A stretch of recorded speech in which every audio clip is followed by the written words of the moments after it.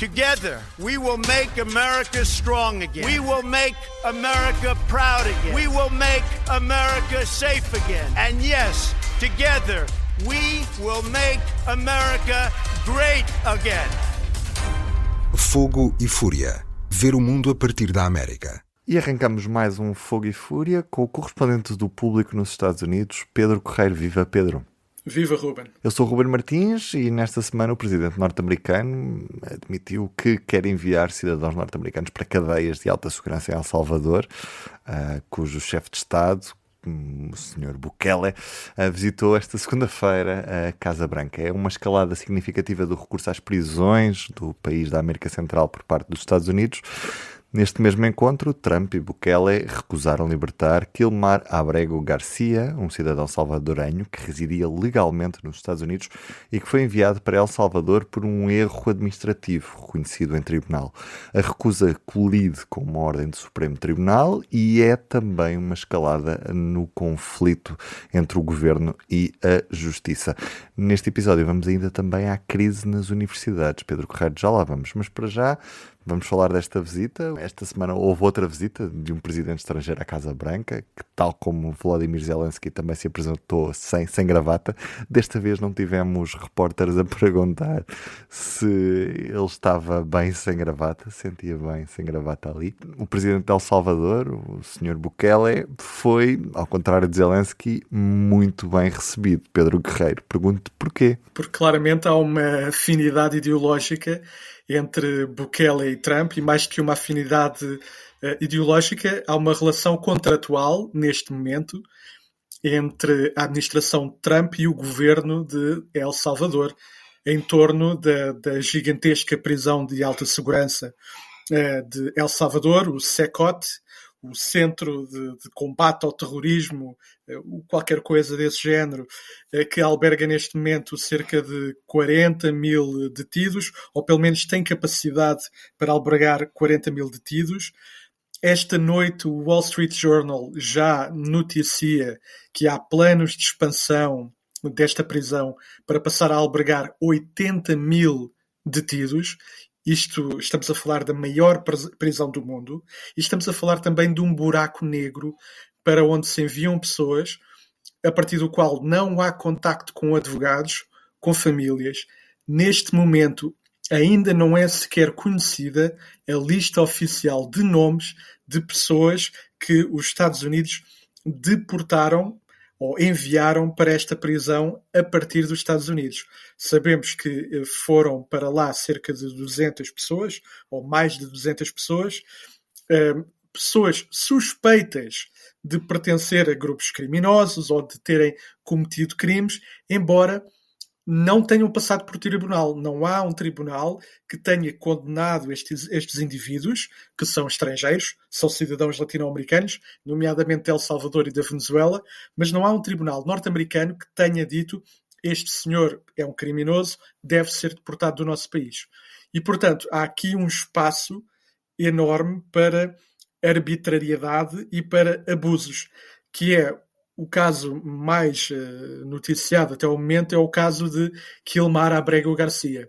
Kilmar Abrego Garcia, que era alguém que estava legalmente nos Estados Unidos, não era um imigrante ilegal, era casado com uma cidadã norte-americana, era pai de 3 filhos norte-americanos, era alguém que não tinha nenhum crime no cadastro, que trabalhava numa metalúrgica e que neste momento está nessa prisão de alta segurança em El Salvador, novamente sob acusação de pertencer a um grupo criminoso altamente violento, o MS-13, sendo que esta acusação fundamenta-se sobretudo numa alegação de um informador da polícia, mas que nunca foi a tribunal, nunca foi provada a tribunal, e, portanto, até prova em contrário, é um inocente. Há um inocente neste momento numa das prisões mais terríveis no mundo por culpa dos Estados Unidos. Como tu referiste, a justiça norte-americana, ou o governo norte-americano, admitiu perante um tribunal norte-americano que Garcia tinha sido deportado devido a um erro administrativo. Ele não estava em nenhuma lista de deportação e o Supremo Tribunal dos Estados Unidos ordenou ao governo norte-americano para facilitar o regresso de Garcia aos Estados Unidos para o seu processo correr as vias normais no tribunal. E o que é certo é que o governo norte-americano e o governo de El Salvador recusam corrigir esse erro. Durante esta visita à Casa Branca, uma repórter da CNN pressionou repetidamente Trump e Bukele acerca de Garcia, se iam libertá-lo, se iam permitir o seu regresso. Trump e outros elementos da Casa Branca chutaram essa questão para Bukele, e Bukele disse que não ia libertar nenhum terrorista e enviá-lo para os Estados Unidos. Portanto, neste momento parece não haver grande esperança de justiça e de liberdade para um homem, um pai de filhos, que foi detido de forma bastante arbitrária nos Estados Unidos e enviado para uma prisão terrível. E a questão é que não é só Garcia.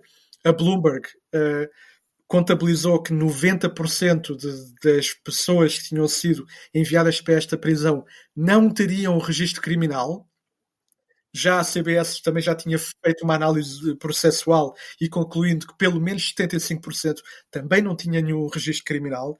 Portanto, há uma hipótese muito forte de haver um conjunto de pessoas que está a ser deportada dos Estados Unidos para uma prisão terrível apenas porque é latino-americana, tem a pele morena, tem tatuagens, tem um boné do Chicago Bulls, que é um dos sinais que a administração Trump diz que sinaliza a pertença a um gangue criminoso. E, para além disso, temos um receio muito grande de que o universo de pessoas que podem ir para El Salvador se vai alargar, porque Donald Trump... Especialmente se eles fizerem uma rusga nos jogos do Chicago Bulls. Exatamente. Eu sou fã, ou pelo menos eu era fã quando era mais novo, eu era fã do Chicago Bulls. Eu cresci a ver os highlights da NBA que passavam na RTP ao fim de semana. Era completamente fã dos Chicago Bulls, porque foi naquela altura do Michael Jordan e do Scottie Pippen. Aliás, quem é que não era fã dos Chicago Bulls naquela altura? Portanto, é uma insanidade tu dizeres que teres um boné do Chicago Bulls na cabeça é um sinal de que tu pertences a alguém. Torna-se suspeito. Olha, pelo simples não, acho que vou mudar para os Lakers. Mas, é mais seguro, Pedro, é mais seguro. Mas pronto, o Trump disse que pediu a Bukele para expandir as prisões e, como o Wall Street Journal diz, esse processo já estará em marcha, para passar a receber também norte-americanos, ou seja, pessoas eventualmente condenadas ou a seguir o mesmo princípio, meramente suspeitas de um crime, que poderão vir a ser deportadas e enviadas para aquela prisão de alta segurança.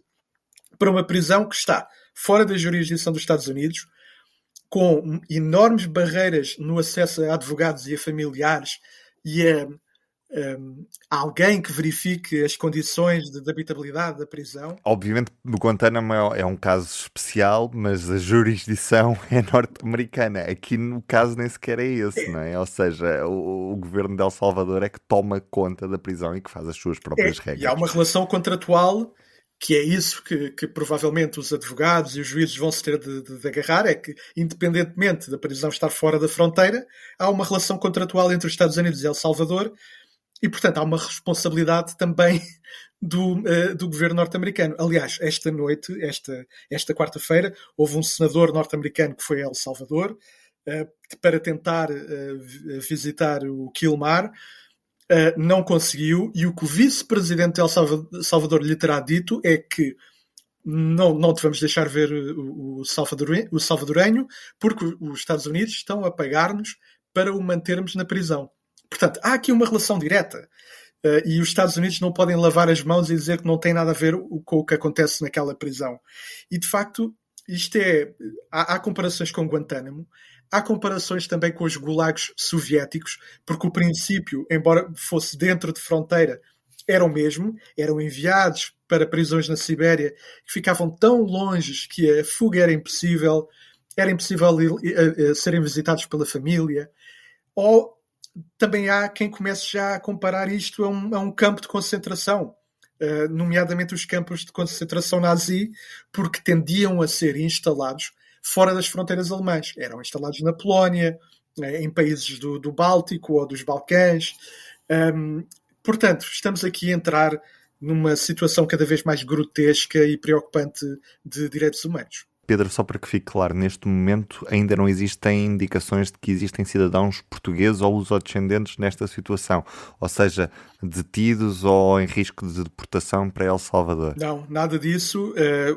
Do que se sabe agora são apenas venezuelanos e salvadorenhos. Salvadorenhos porque estão a ir para o país de onde são oriundos, ou seja, é um processo de deportação mais ou menos convencional, e os venezuelanos porque a Venezuela não aceita, neste momento, venezuelanos deportados dos Estados Unidos. Portanto, apenas estas duas nacionalidades parecem cair neste buraco negro. No caso português, conhece apenas, ou pelo menos foi notícia agora, um processo um bocadinho diferente, ou seja, um cidadão português que vivia nos Estados Unidos desde uns 2 ou 3 anos, terá tido um problema relacionado com droga no passado, mas que não terá resultado em qualquer condenação. Foi de férias ao México e quando voltou já não teve problemas na fronteira, foi detido, está detido neste momento em Portland, e corre risco de deportação por um delito menor que aparentemente nem fará parte do seu cadastro. Portanto, é mesmo aqui um grande excesso de zelo, para não dizer um grande abuso por parte das autoridades norte-americanas, mas é o que eles têm feito. Qualquer pequena infração que tu tenhas cometido no passado, se tu fores um imigrante, ou um estudante, ou um visitante nos Estados Unidos, corres o risco de isso ser invocado como causa para te barrarem à fronteira e para te enviarem para o teu país de origem, ainda que tu tenhas vivido a vida toda nos Estados Unidos. Mas, se acontecer alguma coisa a este português, o pior que poderá acontecer à partida é ser enviado para Portugal. Sendo que é uma pessoa que nem sequer fala português, que viveu toda a vida nos Estados Unidos. Claro, é uma barbaridade, e é o que também querem fazer com milhões de filhos de imigrantes ilegais, sobretudo mexicanos, que vivem há 20, 30, 40 anos nos Estados Unidos. Andam há esse tempo todo a batalhar para que o governo norte-americano reconheça a sua cidadania, porque na prática são americanos. Culturalmente são americanos, vivem ali desde sempre. E este cidadão português, infelizmente, é um bocadinho essa situação. Esta semana também temos notícias de Harvard, da universidade, a primeira grande universidade a resistir ativamente à ofensiva da administração de Trump contra o ensino superior. E com que consequências, Pedro Correiro? Bom, para já com consequências ao nível de uma retaliação contra Harvard. Ou seja, na sexta-feira passada, Harvard recebeu uma carta do governo norte-americano com um conjunto enorme de exigências que, entre muitas outras coisas, era requerido que fosse nomeada uma entidade externa à universidade para ficar a supervisionar a universidade em matéria de contratação de professores e também de conteúdos selecionados. Ou seja, é já um grande nível de controle político sobre uma universidade que é independente, e por isso Harvard recusou essas e outras exigências que têm sido justificadas pelo governo com uma série de coisas. Com a luta contra o antissemitismo, sendo que antissemitismo é o que eles chamam a protestos pró-palestinianos, e é isso que tem levado à detenção e à revogação de vistos de estudantes e professores estrangeiros em várias universidades, nomeadamente a Universidade de Colômbia. Eu estou aqui em Burlington, Vermont, e aqui na cidade ao lado, esta segunda-feira, foi detido mais um estudante palestiniano e pró-palestiniano da Universidade de Colômbia. Portanto, isto é algo que está a acontecer as we speak. E outro ângulo de ataque, para além do alegado antissemitismo, é a recusa de universidades afastarem estudantes transgênero do desporto universitário, que é algo que os Estados Unidos, o governo norte-americano, tem tentado ilegalizar e tentado banir da vida pública pessoas transgênero. Outra perspectiva ou outro ângulo de ataque tem sido a revogação de medidas de promoção da igualdade e de promoção da diversidade, ou seja, de um conjunto de instrumentos para termos mais alunos de origens pobres, ou de origens geográficas diversas, ou de grupos culturais diversos. Tudo isso está a ser crescentemente criminalizado e as universidades que queiram manter essas práticas estão, como no caso de Harvard, sujeitas à ameaça de retirada de milhares de milhões de dólares em verbas que ameaçam o seu funcionamento. Harvard é provavelmente a universidade mais rica do mundo, tem para cima de 50 mil milhões de dólares em fundos que foram dados pelo mecenato e por antigos alunos, mas ainda assim a perda que está em cima da mesa, que pode ser tanta como 10 mil milhões de dólares, é uma perda muito pesada que implica o fim de programas de doutoramento, o encerramento de programas de investigação científica e, sobretudo, médica. Portanto, há muito que está em causa e isto... a Universidade de Colômbia tinha sido a primeira peça do dominó a cair. Foi uma universidade que capitulou face às exigências da administração Trump. Harvard, por outro lado, é a primeira a bater o pé e a dizer que não, o que já levou o presidente Barack Obama, que tem estado bastante calado a tentar, enfim, não ser uma voz da oposição perante um presidente, o que é perfeitamente normal. Ele esta semana elogiou a posição de Harvard e disse publicamente: eu espero que mais universidades e instituições sigam o exemplo de Harvard.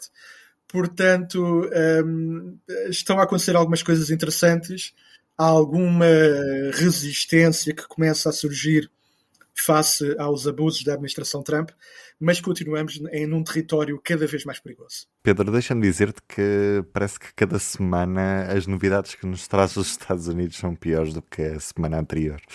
Vamos ver o que é que nos trazes para a semana. Um abraço e até lá, Pedro. Um abraço, Ruben. Para não perder os novos episódios, subscreva este podcast do Público na sua aplicação preferida. Para além deste programa, há mais para descobrir em público.pt/podcasts. O Público fica no ouvido.